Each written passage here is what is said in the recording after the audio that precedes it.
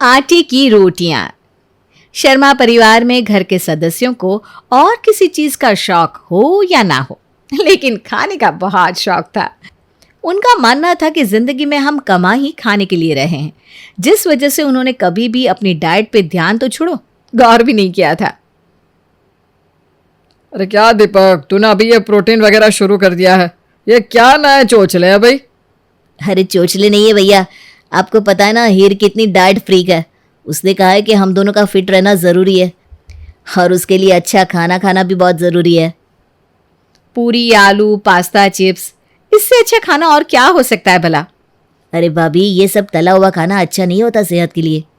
लो, हमारे देवर जी तो अभी से अपनी पत्नी के गुणगान करने लगे। बोलो, पता नहीं शादी के बाद क्या होगा। अरे इसमें गुणगान की क्या बात है? सही तो कह रहा है दीपक कि अपनी सेहत का ध्यान रखना चाहिए। अब इस उम्र में ये तला हुआ खाना खाएंगे तो सेहत तो खराब होगी। सालों से इस घर में आप मेरी ही हाथ का खाना खा रही हैं माँ जी, पहले तो आपने कुछ नहीं कहा था। अरे इससे पहले किसी ने सेहत की बात भी तो नहीं की थी ना। इसका मतलब क्या है माँ जी? मैं आप सबकी सेहत खराब कर रही हूँ क्या? आप ये कहना चाहती हैं? अरे नहीं नहीं, मैं ये नहीं कह रही हूँ निशा बहू, मैं तो बस ये कह रही हूँ कि अब से हम सबको अपनी सेहत का ध्यान रखना चाहिए, कम तला हुआ खाना चाहिए। तू भी ना आपसे खाना सेहत को ध्यान में रखकर बनाया कर।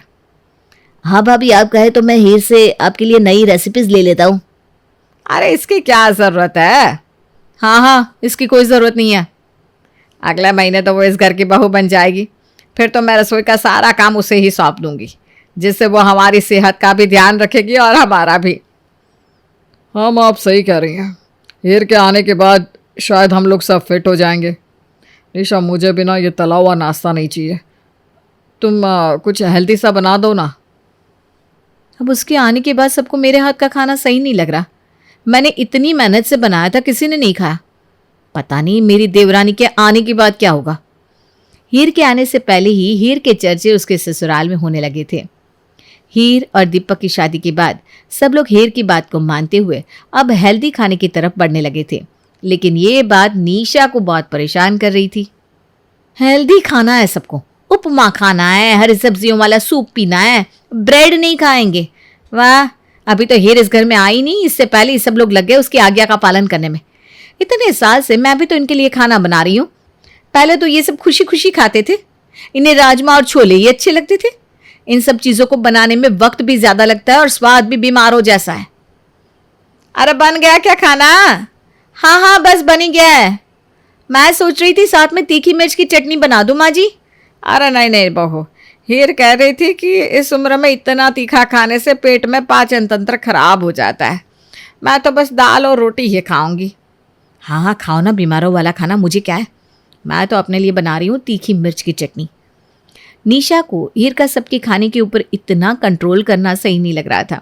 उसे लग रहा था कि हीर बस ऊपर उठने की कोशिश कर रही है और कुछ नहीं। शादी के बाद निशा हर बात पे हीर से बहस करने लगती। अरे हीर, इसमें झोंका तो लगाओ ठीक से, ऐसी दाल कोई नहीं खाएगा। भाभी, मैंने इसमें घी का झोंक लगाया है। अच्छा, लेकिन इसमें ऊपर से तेल तो तैरता हुआ दिखाई नहीं दे रहा। मैं जब झोंक लगाती हूँ ना तो खुशबू भी बहुत आती है, और सब्जी के ऊपर तेल तैरता हुआ दिखाई पड़ता है, तभी तो खाने में स्वाद आता है। वो खाने में स्वाद ज़रूर लगता है भाभी, लेकिन पाचन को खराब करता है ऐसा खाना, कोलेस्ट्रॉल बढ़ाता है। अरे ये सब ना किताबी बातें हैं बस। इतने सालों से मैं ही सबके लिए स्वादिष्ट खाना बनाती आई हूँ, सब लोग उंगलियां चाट कर रह जाते हैं। जी भाभी, इसीलिए तो उन सबका वजन, कोलेस्ट्रॉल और फैट तीनों बढ़े हुए हैं। हाँ बहू, अब से हीर आ गई है ना, तो मेरा कोलेस्ट्रॉल भी अब कम हो जाएगा। माँ जी आइए, मैंने खाना टेबल पर लगा दिया है। सब लोग खाने के टेबल पर बैठते हैं और हीर सबको खाना परोसती है। अरे रोटियां नहीं बनाई है क्या? भैया, आज मैंने जवार की रोटियां बनाई है, ये लीजिए। जवार की रोटियां? गेहूं की क्यों नहीं बनाई? भैया, आज ही मैंने पढ़ा था कि गेहूं के आटे की रोटियां खाने से हमारा पाचन तंत्र खराब हो जाता है, इसलिए हमें अलग अलग आटे को मिलाकर खाना चाहिए, जैसे जवार, बाजरा, रागी का आटा। बचपन में तुम्हारी नानी भी ना ऐसे ही रोटियां बनाया करती थी, इसीलिए तो हमारा शरीर इतना मजबूत हुआ करता था। हाँ माँ जी, पहले के लोग इस चीज़ को अच्छे से समझते थे, इसीलिए वो गेहूं के आटे की रोटियां बस हफ्ते में एक ही बार खाते थे। आजकल तो हम आटे को फ्रिज में गूंद कर रख लेते हैं और फिर उसका इस्तेमाल करते हैं। ओहो हीर, तुमने तो आते ही इनका खाना, मसाले और पता नहीं क्या क्या बंद करवा दिया है। अब इनकी रोटियां भी बंद करवाना चाहती हो? तुम क्या चाहती हो कि ये सब खाना खाना ही छोड़ दे? नहीं भाभी, ऐसा कुछ नहीं है। बिल्कुल सही कहा तुमने निशा, मसाले और तेल नहीं ये तो सब हमने मान लिया, लेकिन अब ये आटे की रोटियां छोड़ना हमसे नहीं होगा। हमारा पेट ही नहीं भर पाएगा इन रोटियों से। भैया ठीक कह रहे हैं हीर, और ज़रा देखो इन रोटियों को, कैसी है ये? इनका स्वाद और शक्ल दोनों ही अच्छे नहीं लग रहे। मैं जानती हूँ आटे की रोटियां बनाना आसान होता है, लेकिन मैं कोशिश करूँगी कि मैं रोज़ अच्छे से अलग अलग आटे की रोटियां सीखूं, जिससे आपको खाने में भी आसानी लगेगी। नहीं नहीं नहीं, मुझे तो गेहूं के आटे की रोटियां ही चाहिए। और मुझे भी। लेकिन मैंने आटा गूंथ कर फ्रिज में रखा है, आप लोग बैठिए, मैं अब भी लेकर आती हूँ रोटियां। थैंक यू निशा। अरे इसमें थैंक यू किस बात का? मैं आप लोगों का ख्याल नहीं रखूंगी तो कौन रखेगा? मैं अब भी लाई गर्मा गर्म रोटी बनाकर। हेर, तूने जो रोटियां बनाई है ना वो मुझे दे दे। मैं आज से गेहूं की रोटियां नहीं, यही रोटियां खाऊंगी। थैंक यू माँ जी। हीर के गेहूं की रोटियां बंद करने पर दीपक भी उससे नाराज था। उसे लग रहा था कि हीर अब कुछ ज्यादा ही आगे बढ़ रही है। हीर, हम तुम्हारी बात को मानते हैं, लेकिन इसका मतलब ये नहीं कि तुम हमें ही बदल दो। हम सबको गेहूं के आटे की रोटियां खाना ही पसंद है, और आज तुमने उसे भी बदलना चाहा। मैं सच कह रही हूँ, आप एक बार सिर्फ 1 महीने के लिए गेहूं के आटे की रोटियां बंद करके ये चावल, ज्वार और रागी के आटे की रोटियां खा के तो देखिए, आपको फर्क खुद ही दिखाई देगा। बस बहुत हो गया, अब कल से हमारे लिए रोटियां बनाने की कोई ज़रूरत नहीं है, भाभी खुद ही बना देंगी हमारे लिए। लेकिन मेरी बात तो सुनिए। हीर की बात से नाराज दीपक और मुकेश रोज निशा के हाथ की रोटियां खाते, और निशा भी इस बात से खुश थी कि हीर की बात को इस घर में नजरअंदाज किया जा रहा है। लेकिन जब एक शाम को निशा के पेट में बहुत जोरों का दर्द उठा तब। क्या हुआ भाभी? अरे पता नहीं, बहुत ज्यादा तेज दर्द हो रहा है। मैं अभी डॉक्टर को बुलाता हूँ। भैया, मैं सुनील को घर बुला लेता हूँ, मेरा दोस्त, वो भी डॉक्टर ही है। हाँ हाँ, जल्दी से बुला ले। सुनील घर आता है और निशा को चेक करता है। अरे घबराने की कोई बात नहीं है, बस ये तो गैस की वजह से, और कुछ नहीं है। गैस की वजह से इतना दर्द? हाँ, क्योंकि इनका शरीर खाने को ठीक से पचा नहीं पा रहा है। ये तो अभी शुरुआत है बस। अगर इन्होंने खाने पर कंट्रोल नहीं किया तो ये दर्द इनको रोज हो सकता है। लेकिन बेटा, मेरी उम्र निशा बहू से डबल है, लेकिन मुझे तो ऐसा कुछ नहीं हो रहा। माँ जी, क्या आप रात को गेहूं का सेवन करती हैं? नहीं बेटा, हीर बहू के आने के बाद मैं और हीर कभी चावल के आटे की रोटियां तो कभी रागी के आटे की रोटियां खाते हैं। तो बस इसी वजह से आपकी सेहत आज भी निशा भाभी से अच्छी है, क्योंकि गेहूं के सेवन से हमारी पाचन क्रिया कमज़ोर होने लगती है। हीर भाभी, आपको माँ जी के साथ सबको ये रोटियां खिलानी चाहिए। गलती हमारी है। सुनील, हीर ने तो हमें सही रास्ता दिखाया था, लेकिन हम ही पुराने पत्थरों के रास्ते पर चल रहे थे। हमें माफ़ कर दो हीर। अरे कोई बात नहीं, इस बात की खुशी मनाइए कि हम में से किसी को कोई बड़ी तकलीफ नहीं हुई है। आज से हम गेहूं की रोटियां बस हफ्ते में एक ही बार खाएंगे। सुना निशा, तुम कहो तो तुम्हारे लिए तेल में तैरती हुई छोले की सब्जी ले आऊं और साथ में गर्मा गर्म गेहूं के आटे की रोटियां? नहीं, मेरा पेट है, बहुत दर्द कर रहा है। माँ, भाई ने इस लड़की से क्यों शादी की? मुझे ये अधीरा बिल्कुल पसंद नहीं है। बेटी, अब क्या कर सकते हैं, मैं भी तुम्हारे भाई की शादी इस लड़की से नहीं कराना चाहती थी, लेकिन समर्थ की जिद के आगे मुझे झुकना ही पड़ा। समर्थ ने अपनी पसंद की लड़की अधीरा से शादी की है, लेकिन उसकी माँ मंजू और बहन सौम्या को अधीरा बिल्कुल पसंद नहीं है। समर्थ की माँ ने तो अपने बेटे के प्यार के आगे अपना सर झुका लिया और दोनों की शादी करवा दी, लेकिन सौम्या ने अभी तक हथियार नहीं डाले थे। वो अभी भी अपनी भाभी को घर से निकालने की हर मुमकिन कोशिश कर रही है। बहू, ओ बहू, आज चाय मिलेगी या नहीं? लाई माँ जी। एक तो समर्थ भी न जाने कहां से इस लड़की को पकड़ कर ले आया है। हर काम ऐसे करती है मानो हाथों में मेहंदी लगी हो। लीजिए माँ जी चाय। अच्छा, तो ले आई तू चाय? मुझे तो लगा था कि तू सुबह की चाय दोपहर के खाने के बाद देगी। माँ जी, दूध वाला लेट आया था, इसलिए चाय बनाने में लेट हो गई। इतने में सौम्या वहां आ जाती है। माँ, मैं अपनी सहेली देविका से मिलने जा रही हूँ, शाम को आऊंगी। सौम्या, मैंने तुम्हारे लिए नाश्ता बना दिया है, पहले नाश्ता कर लो फिर चली जाना। मुझे आपके हाथ का बेस्वाद खाना नहीं खाना।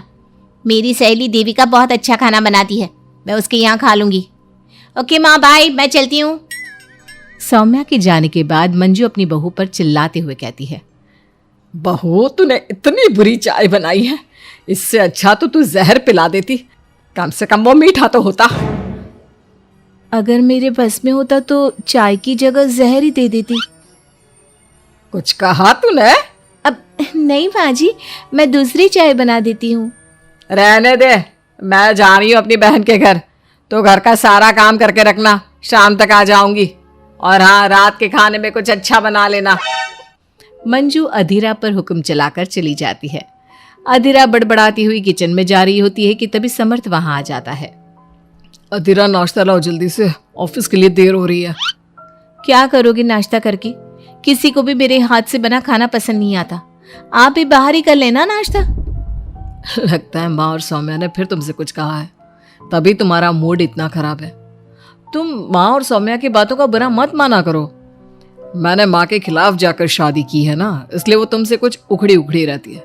लेकिन मुझे पता है, जिस तरह तुमने मेरा दिल जीत लिया, उसी तरह तुम माँ और सौम्या का दिल भी जीत लोगी। बातें बनाना कोई आपसे सीखे। अब आपको ऑफिस के लिए देर नहीं हो रही? हो तो रही है, लेकिन सोच रहा हूँ सौम्या और माँ घर पर नहीं है, तुम दिन भर अकेली घर में क्या करोगी? मैं आज ऑफिस की छुट्टी कर ही लेता हूँ। नहीं नहीं नहीं, मैं घर में अकेली रह सकती हूँ, आप ऑफिस जाओ। चलो जाओ और अपना काम करो। समर्थ ऑफिस चला जाता है और शाम को जब सभी घर आते हैं, अधीरा सबके लिए बड़े प्यार से खाना तैयार करके रखती है। सौम्या सबसे पहले किचन में जाती है।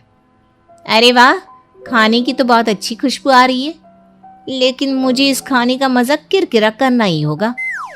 सौम्या खाने के अंदर बहुत सारी हल्दी डालकर चली जाती है। उसके बाद अधीरा सबके लिए खाना लगाती है, लेकिन किसी को भी खाना अच्छा नहीं लगता। छी भाभी, कितना बुरा खाना बनाया है।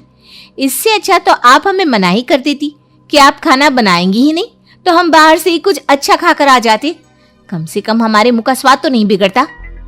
बहू, तूने हम सबको सुबह बिना खाना खाए निकाल दिया, और अब भी हमें बिना खाना खाए सोना पड़ेगा। क्या करती हो अधीरा? तुम्हें खाना बनाना भी नहीं आता क्या? दिमाग खराब कर दिया। समर्थ गुस्से में वहां से चला जाता है। उसके पीछे पीछे सौम्या भी जाती है। भैया, हमने आपसे कितना मना किया था कि इस लड़की से शादी मत करो मत करो, लेकिन आपने हमारी एक नहीं सुनी। आप मेरी सहेली देविका को तो जानती हो ना, सुंदर होने के साथ साथ हर काम में माहिर है।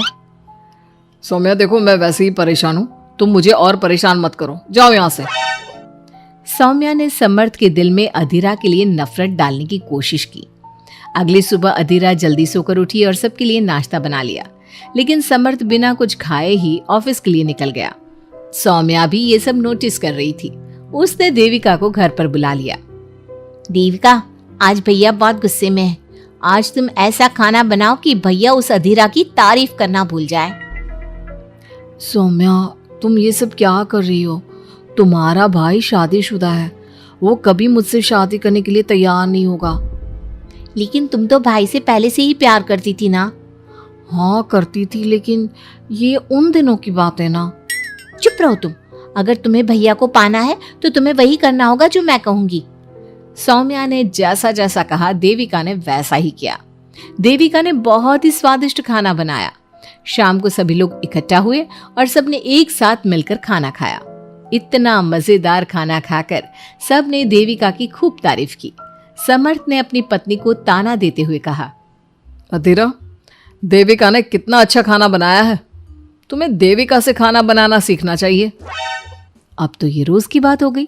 सौम्या हर बार देविका को अपने घर बुलाती और किसी न किसी बात पर अधीरा को शर्मिंदा करती। सौम्या अपने भाई की बात देविका से कराने लगी। अब समर्थ भी देविका से प्यार करने लगा। सौम्या ने अपने भाई से कहा, भैया, आपको देविका पसंद है ना? अरे तुम ये क्यों पूछ रही हो? क्योंकि मैं चाहती हूँ कि आप देविका से शादी कर लो। अरे सौम्या, ये मुमकिन नहीं है, क्योंकि देविका मुझसे शादी करने के लिए कभी तैयार नहीं होगी और अधीरा भी इस रिश्ते से खुश नहीं होगी। आप देविका की चिंता मत करो, उससे मैं बात कर लूंगी। आप बस अधीरा भाभी को समझा दो। सौम्या की बात सुनकर समर्थ अधीरा के पास जाता है। वो उससे अपनी और देविका की शादी की बात करता है। अधीरा, मैं देविका से शादी करना चाहता हूँ। क्या? आप शादी करोगे? लेकिन क्यों? क्योंकि मैं उससे प्यार करता हूँ। प्यार तो आप मुझसे भी करते थे। कल कोई और लड़की पसंद आ जाएगी तो तीसरी शादी कर लोगे? देखो अधीरा, तुम्हें घर में कोई पसंद नहीं करता। तुम्हारी शादी मैंने माँ के खिलाफ जाकर की थी। अब तुम मेरे और देविका के बीच में मत आओ, प्लीज। क्यों बीच में ना आओ? मैं ये शादी नहीं होने दूंगी, आप चाहे कुछ भी कहो। अधीरा के लाख विरोध के बावजूद भी सौम्या और मंजू ने समर्थ की शादी देविका से करवा दी। आखिरकार सौम्या अपनी भाभी की सौतन ले ही आई। शादी के बाद देविका ने घर में आते ही घर वालों के साथ कैसा सलूक किया और अधीरा के साथ क्या हुआ, ये सब जानने के लिए इंतजार कीजिए हमारे अगले एपिसोड का।